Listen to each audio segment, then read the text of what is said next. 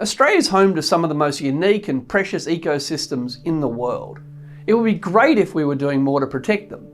We have one of the highest rates of extinction in the world, which is unsurprising when you consider how much native forest and habitat we've cleared and are still clearing, not to mention the ongoing threat from natural disasters. To remedy this, in September 2022, Environment Minister Tanya Plibersek speculated that one day Australia will be its own green Wall Street, a trusted global financial hub where the world comes to invest in environmental protection and restoration. The quote attracted plenty of media attention, especially once the details of the government's nature repair market emerged. The idea is that the nature repair market would trade nature credits that would be generated by biodiversity enhancing projects. This is something you're going to be hearing a lot, like green investment, nature-based solutions, all sound incredibly alluring, but fundamentally we cannot let government off the hook when it says, sorry, we can't afford to do this, let's start getting the private sector involved in protecting the Australian environment. Let's get the people who caused the harm and then give them credit. Literally credit for fixing the problem they caused, in part because we're pretending that we couldn't afford to do it. Australia actually already has a biodiversity market at a state level. In 2022, Victoria's Auditor General concluded that the state scheme had not achieved its objectives of no net biodiversity loss from native vegetation clearing on private land and panned the state's maintenance of its credit register.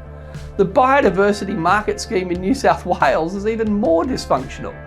In 2022, an inquiry found, quote, multiple problems including serious flaws in the design and operation of the scheme that raises fundamental questions about whether it can achieve the stated goal of no net loss of biodiversity.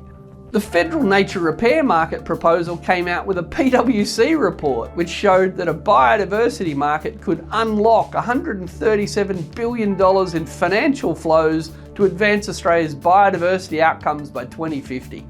Minister Plibersek and many other government MPs quoted this $137 billion figure, including on the introduction of the Nature Repair Market Bill to Parliament in March 2023.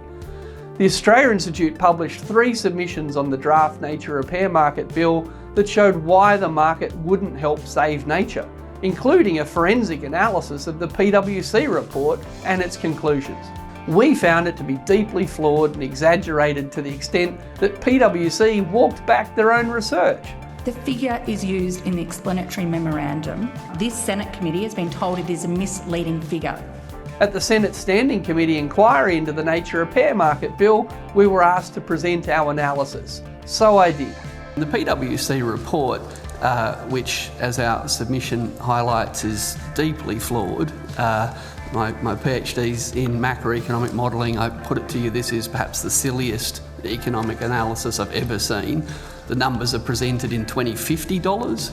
Usually we discount future benefits to the present. This one actually inflates things into 2050 prices to make them look bigger. There's 2 sources of demand in this market. So there's a philanthropic demand for this stuff, and PwC says the philanthropic demand will be bigger than any market demand that will be created here.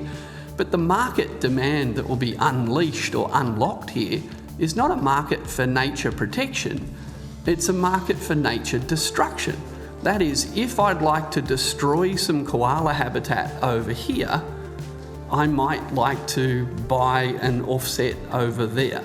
At best, there is no nature repair. According to the PWC report, flawed and exaggerated as it is, it says that the benefits of this bill that come from this creation of this kind of market will be smaller than the benefits that flow from people just literally donating money to environmental charities.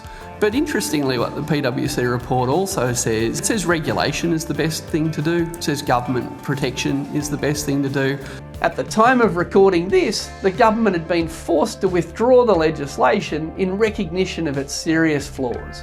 However, they'll be bringing it back even though they haven't provided any economic or environmental justification for this policy.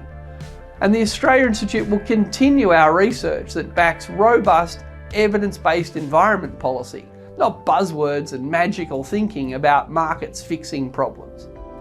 Thanks for watching. We love that we can make these videos free to watch, but they're not free to make. It's thanks to our generous supporters that we can keep making research and content that changes minds. So, if you like what we do, please consider giving to the Australia Institute so we can keep doing it. Visit our website australiainstitute.org.au and click the donate button to see how your support can help fund high quality research that matters.